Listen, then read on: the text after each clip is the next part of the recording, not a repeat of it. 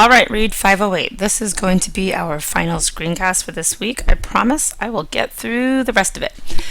So I talked a little bit about the importance of giving kids activities where they can categorize some of those words.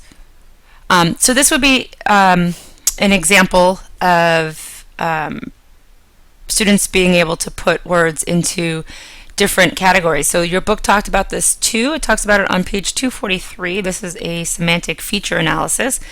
And so essentially you would take the student's vocabulary. Obviously, to show you this, I use some pretty simple vocabulary, but dog, cat, and snake, and then you would check off the features that describe or characteristics that apply to the target word. So a dog, right? So dog, check, would be an animal.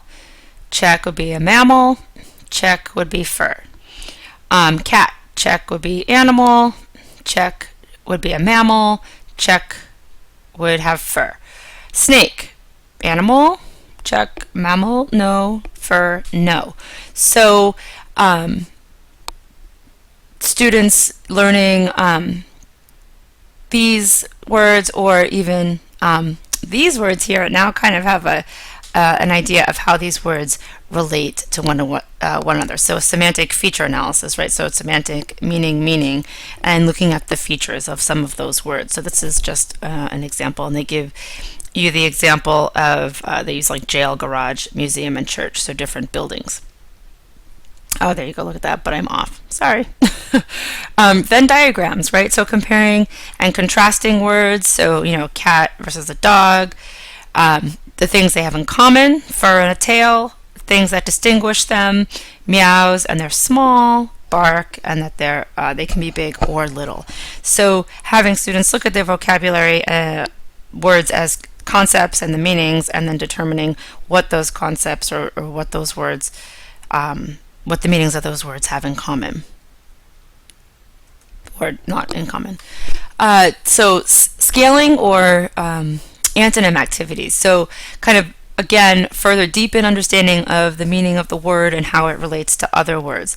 So you have different ways that you can do this, and your book gives you some examples too, but you have gradable antonyms. So kind of arranging them on a scale from tiny to enormous, and then some of those words that are in between, and I have some examples in a moment to show you. Complementary antonyms, dead versus alive. So what's neat is that the gradable antonyms lend themselves to kind of that scaling of terms to show degrees of a particular attribute. So if you're talking about things that are stinky, right? So what's the difference between putrid, foul, stinky, unpleasant, and then you can kind of go all the way to its complementary antonym, right? So when you're talking about antonyms for scaling, scented, fragrant, intoxicating, right? So you've got the two ends of the spectrum, and then the words in between that show the gradations of those. This is probably something that you're familiar with in terms of deepening students' vocabulary knowledge. So you would have the target word in here. You might have if synonyms apply, which synonyms generally apply. Having students write what some of those synonyms are, write what some of those antonyms are, if it is a word that has antonyms. So what's important about using the synonyms and the antonyms is not necessarily that students go to a thesaurus to find these things, but rather that students can, even if the synonym or the antonym, and that's where this analogy piece is nice too, is more of a description of how it's the same or different, that's better than just having them pick other words that they don't know out of a thesaurus. So sometimes I do see teachers use this, and they just tell the kids, well, go to the thesaurus, but then they're just selecting other words that they don't know the meaning of, and so it's not really helping them build their depth of meaning of the target word. So any type of mapping activity or graphic organizer is really helpful for vocabulary development. So it's especially helpful for English language learners, because the more that you can represent graphically or visually, the more reference they have to go back to rather than just relying on what they hear. So these are good for when you want to show the relationship between words, really supports that schema building. So you kind of have to figure out what it is you want to represent graphically with the word or map in order to figure out what the right tool is to use. And so here's some examples. So the target word here was humble, and so you've got different words related to humble, and so these the color of the dot represents kind of how close or how far it is away from the word humble. And you'd see here, so humble, modest, and then words that are kind of related to modest, humility, humbleness, mild and meek. Then you have your looser connection between crushed, broken, humbled, humiliated. So kind of this is a gradation here too, right? Humiliated or humbled, crushed, broken. So you've got kind of different ways to show the relationship between this target word and other ways, other words that the students may know. This is also an example of some gradation, and this is as applied to a word that has multiple meanings, right? So the word loose, you can use loose in many different ways, and so they show how loose as the target word or as the concept can then be expanded with all of these words that kind of derive its meaning from that central concept of loose. Then you have everything from immoral to vague, informal, fluid, untied, and then all words that derive from those meanings as well. So kind of an interesting way to show the relationship between words. You can use it in math, right? So decimals, equivalent decimals, place value, so kind of how all of these terms are related to their kind of concept, central concept in this instance, which was place value. Here's another example, so kind of a primary, so just a big concept like sports, and then showing how the different vocabulary words are related to the central concept of sports, right? So probably the words are more like net and cleats and strokes, club, those would be more the vocabulary type words that you might be using for instruction in that unit or that story. So then there's structural analysis, right? So with structural analysis, you're having students look at the parts of the word. So they're looking, do they know any part of that root? Do they know the prefix? Do they know the suffix? We call those affixes, right? So here's an example of the word unfruitful, right? So students kind of can look at that word, they can divide it into parts, right? So I know that means not. Then I see fruit, and then I see full, which means full of. So not full of fruit.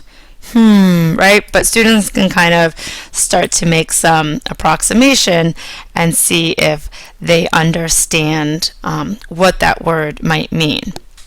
So if something not full of fruit, obviously related to not, doesn't produce, not productive, so unfruitful.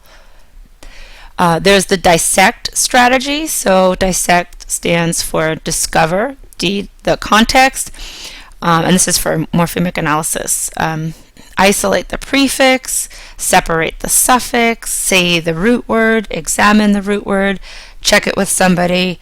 Then the last part is to try the dictionary. So this is a strategy that kids can first apply when they want to dissect the meaning of an unknown word or try to uncover it.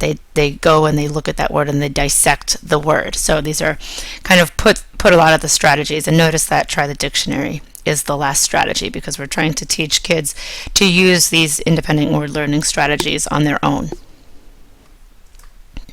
Here's another example, having students concentrate on learning root words, right? So milli, which means 1,000, and then you can instruct them on words or show them how words using milli are related to one another. Obviously they're all related because they have 1,000 in common, but this is a way that students could map that out.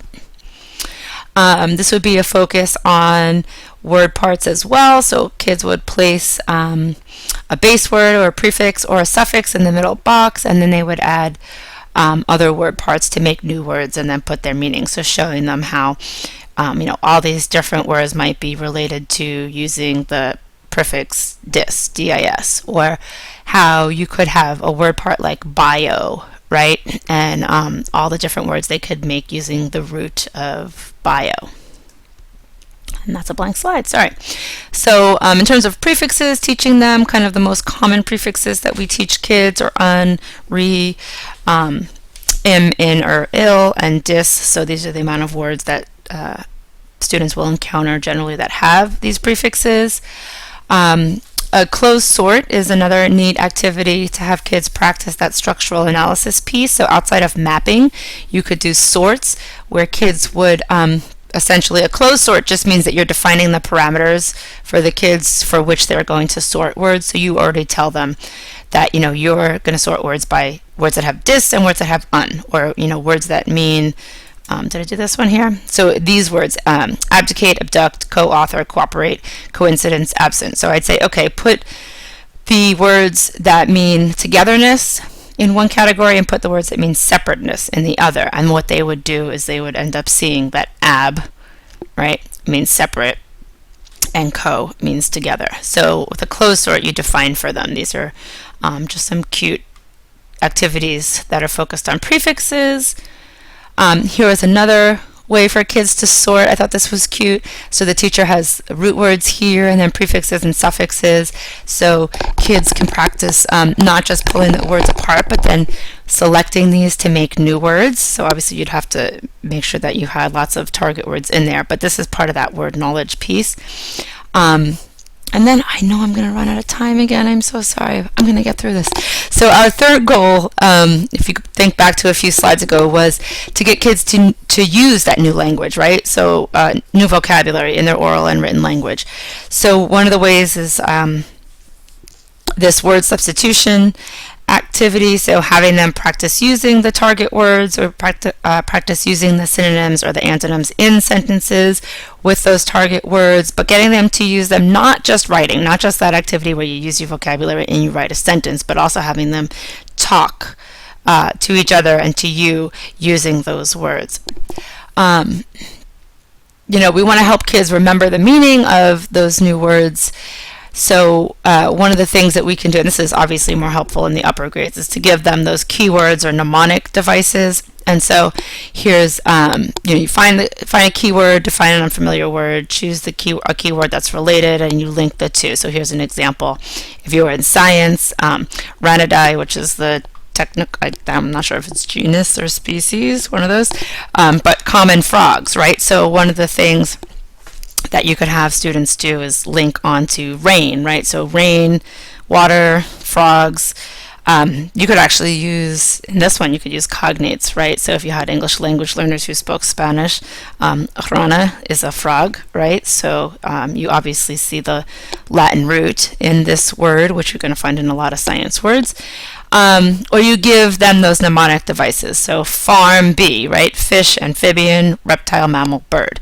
Farm, animals. So they can go ahead and they can think, oh yeah, the categories are fish, amphibian, reptile, mammal, bird, farm, bee. So just those little things to help kids remember. So keywords and mnemonic devices. And then, as I just talked about before, giving them cognates. So these are particularly helpful if you have English language learners that are Spanish speakers, because it's a Latin-based language. But we also, if you know a lot about English, also has a lot of Latin base, but also Germanic, and so there's a lot of words in German too, and words that have languages that have German roots. You can find a lot of cognates in that as well. And our last goal is word study. So we want to not just give students these strategies for determining the meaning of unknown words, but we really want them to learn to look at words and to study words. So we teach them idioms, we teach them words with multiple meanings, we teach them these features of word structure and structural analysis, and then we teach them to use those references. And I am going to have to Stop us here and few more minutes on a last screencast.